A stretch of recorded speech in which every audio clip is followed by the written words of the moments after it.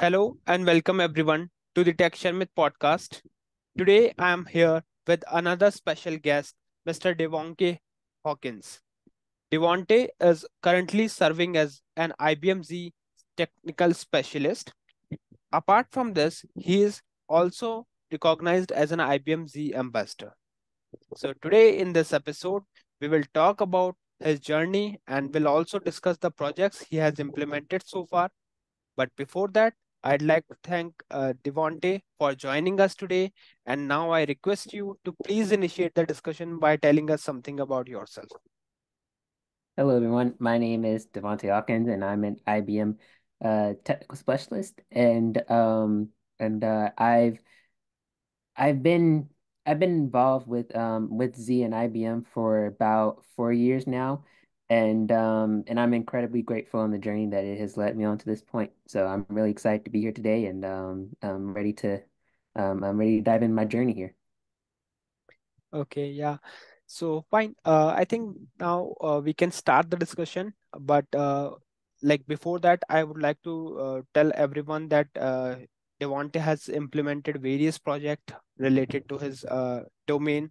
So we in this discussion, like we are going to talk about each and every aspect, like how he created that project and what all things he has implemented there. But we'll start from basic questions like we will initially learn about his background. So Devonte, can you share a bit about your background, like how you started your career with IBM Z Stack? Sure. So I'll go back a little bit. Probably about 3 years ago, where I was a second year student at my university, Albany State University, and I reached out to one of my professors and said, "Hey, I'm looking for new things to do outside the classroom. Do you have anything that you could recommend?"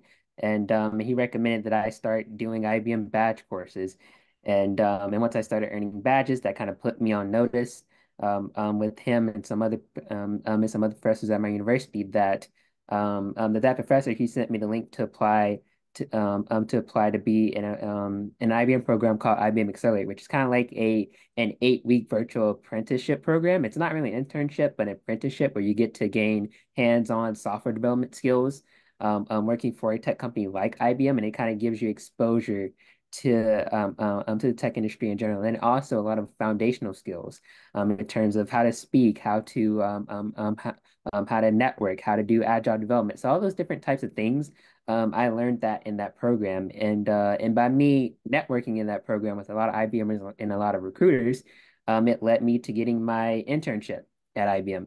And during my internship, I was in data and AI on ZOS technical specialist. So what that means for those of you who may not know is that I get to help clients solve their business problems in terms of it can be anything from hardware to software. I mostly help them get them to a place to where um, get them to a place to where their problems are resolved and their challenges and their business challenges have been met, and just make sure that they get all around the best systems on the planet, in my opinion. And during my time at my university, I was an IBM Z ambassador for 3 years. So one of my main jobs as an ambassador was to host events and workshops at my university talking about enterprise computing, mainframe systems, and then also I invited guest speakers and IBMers to come speak at these workshops around a number of different topics, and it was really fun. I really did enjoy it, and all that experience really did help prepare me for my job role now at IBM, which is a ZStack technical specialist. So what ZStack means that is that I'm in charge of both hardware and software, not just one. And I really engage with a variety of clients day to day in terms of software and hardware, upgrading their systems, make sure that their software is up to date and supported. So that's my job. I really do like it because not every day is like the day before, and every day is something new. So yeah, that's a little bit about me, my background. Thanks for sharing about your background. And as you mentioned that initially you started with some badges courses, right? You did some badges and collect. Like now I checked out, like there are very various badges that you have earned in so far journey. So at this moment, like if you would like to suggest some badges course or some badges areas for those like who wanted to start their journey with this particular domain. So what are some of the courses would you like to suggest? Well, mostly mainframe courses, as those are my favorite. Data and AI courses are really good, especially with the rise of AI now, and then also cybersecurity courses. So one thing that I can recommend for people that are new to batch courses in general is that you want to find stuff, especially if you're in a university setting, you want to find courses that are kind of outside of that curriculum in terms of what are things that you can learn outside the classroom and use those skills to apply for use those skills when applying for internships and job roles. I would say that's the first thing. The second thing is that you definitely want to take batch courses on things that pique your curiosity in terms of, what are some things that make you think about certain things and how can you actually apply those to real world projects. For example, data and AI, you can learn about artificial intelligence through a batch course and then create and then create your own chatbot. I think that that's something that's that's really great in terms of being able to learn those skills and then actually apply them. So I would say that those are the two main things in terms of you're looking for new batch courses. And when it comes to mainframe courses, IBM Z Explorer is a really good resource. Interscale, and then also the IBM Mainframe Skills Depot is really great as well. So I would say that those are all around great resources. But then again, you want to find something that piques your curiosity, your interest, and you definitely want to be engaged with it a whole lot. Yes, I completely agree with you. Even like IBM Z Explore is something that every guest is recommending. So now I think audience have idea like why it is important, because each and every guest who is related to this domain, IBM domain, so they are recommending, especially mainframe domain. They are always recommend that please go and start using this IBM Z Explore. So I think that is something that everyone can use in order to start their career into this technology. And now I would like to ask you a bit about your experience or your journey with Albany State University. So how did your education at Albany State University prepare you for the career you are in right now, like in this tech industry? Sure. So I would say that Albany State definitely did help prepare me for a career in the tech industry in terms of make sure that I was lined up with all the right courses and classes in order to kind of help prepare me because in the very beginning when you're a first year computer science student, you don't really know that much in terms of you're just learning the basics, programming, working with Java or Python or whatever it is your university has set for it. But at Albany State, they had to start off with Java, and Java is a very object-oriented a programming language. So once you learn one language, it's really to pick up others. And then normally after your first two Java programming classes, you move into stuff like data structures, discrete structures, computer architecture, database management, and then after those sort of mid-level classes, you start going to higher level classes. That's really tailored around the specific area that you want to go into. So at Albany State, that had three different areas. It was computer science with mathematics, computer science with business, and then computer science with information. And for my degree, I had information. So I mostly took security classes in terms of cryptography, computer forensics, database analysis, and system design. So I would say that those classes really did help prepare me for my role now. And some of the stuff that I actually did learn throughout those courses, I still use day to day in my everyday job.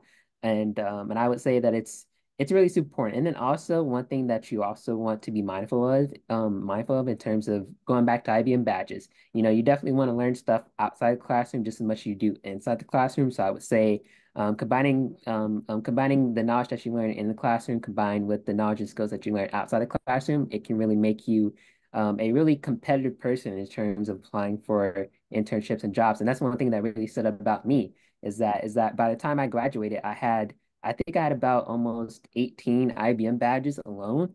And that was really great. And then also networking with your professors. Your professors can definitely present you with opportunities. I just want to say thank you to Dr. Orr for being that professor who always provided me with opportunities. And I would say that if you definitely have a favorite professor at your university, definitely connect with them and let them know, like, hey, I'm interested in doing this, and this. Do you have anything that could help me, or that can help me get to a place where I can be competitive in those areas? Right, right. Okay, so is there any special moment or any memorable experience with your like when you are in this university? So any special moment which you would like to share? Sure. So there's a couple special moments. So the first one was when I hosted my first IBMZ Ambassador Workshop. It was really great.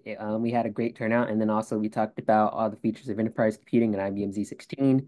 The second thing is that I got to work on a couple of undergraduate research projects. So one of them was with NASA, and it was detecting craters on Mars. And that was something that I've never really had a lot of experience in. So I'm really glad that I got the opportunity to work on that and to develop that with a team of my peers. And overall, it was just a great experience that I really did enjoy.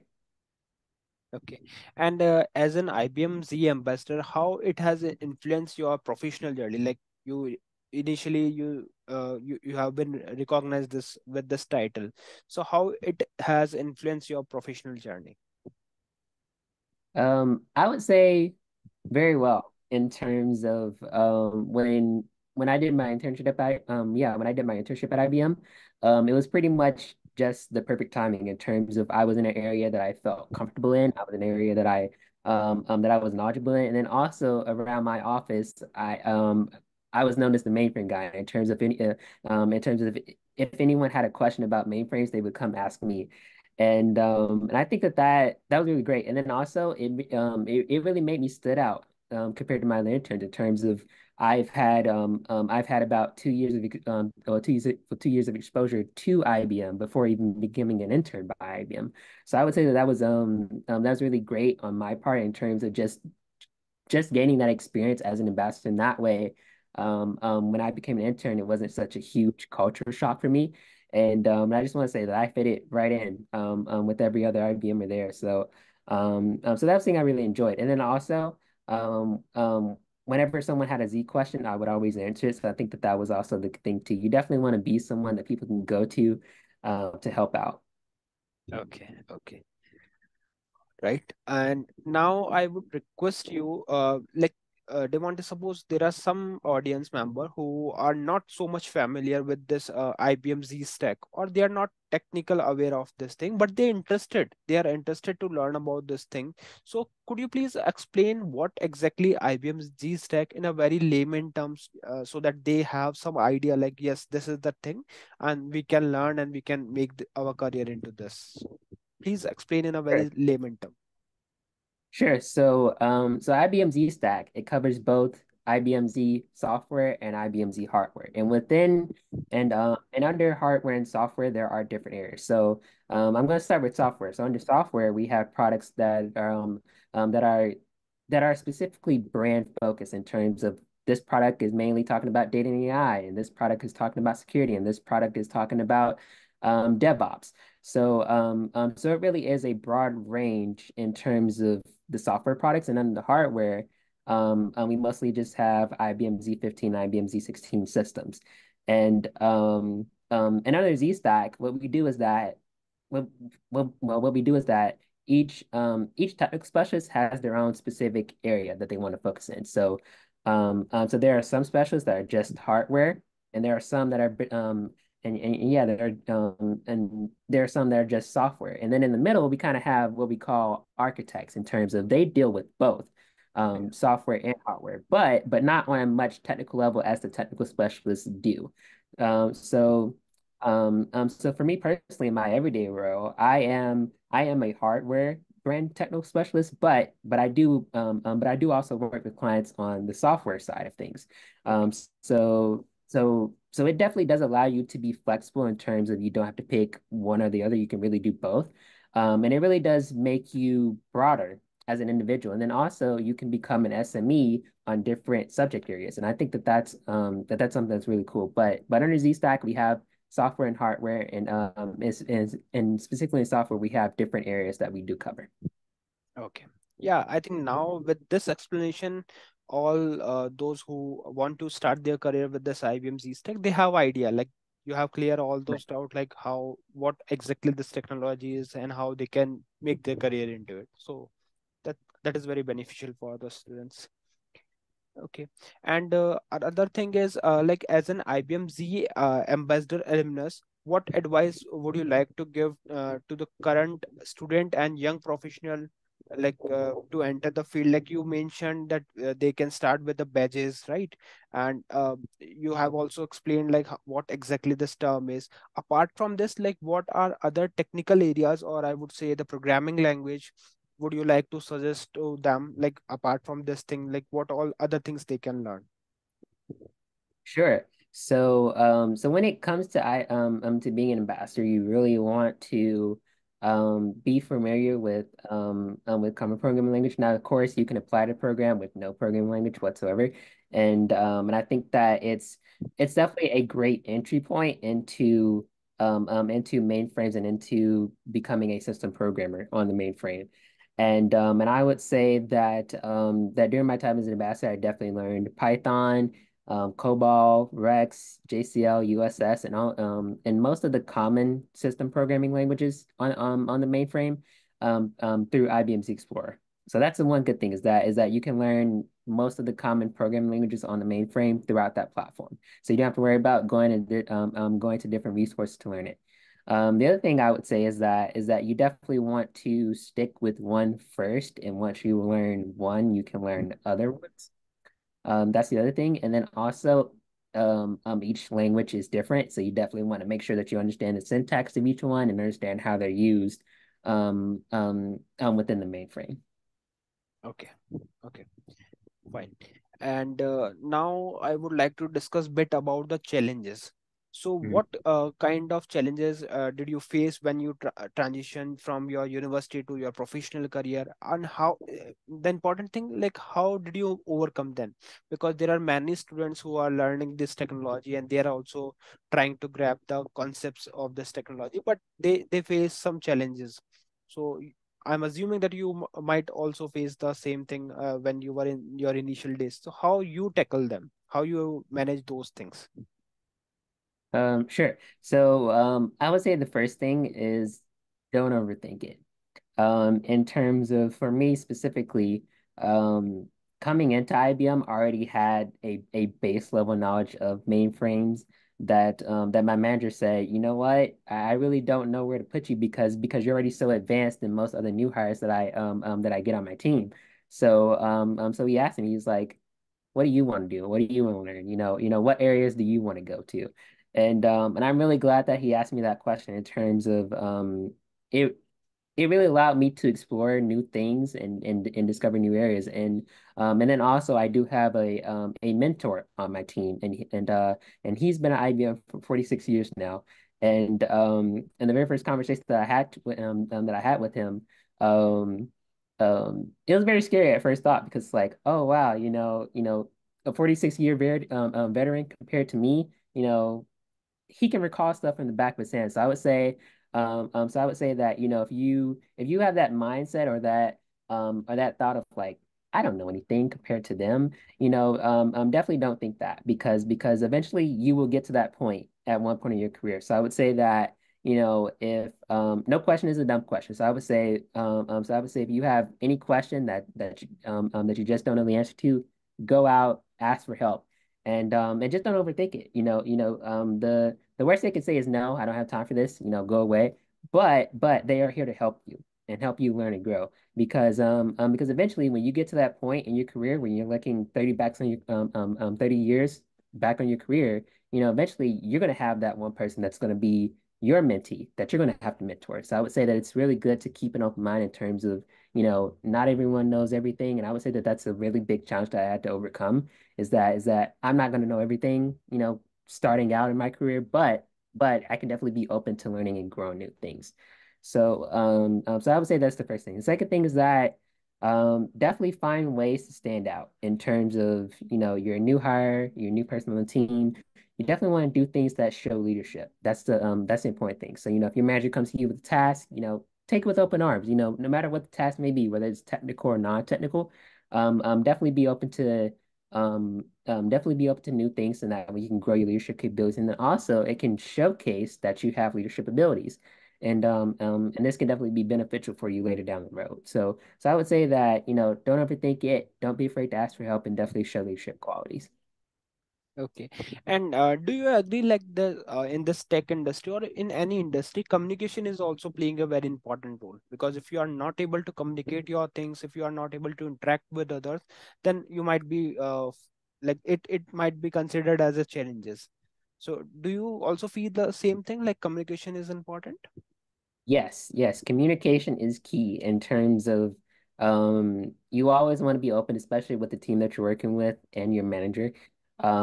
Just be open with them. Just be willing to establish that line of communication. And no one's a mind reader. So if you don't really say what's on your mind, they're never going to know unless you open your mouth and say it.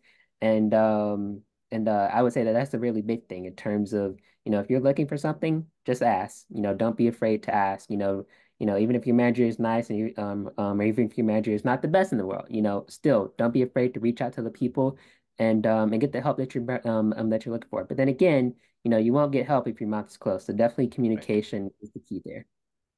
Right.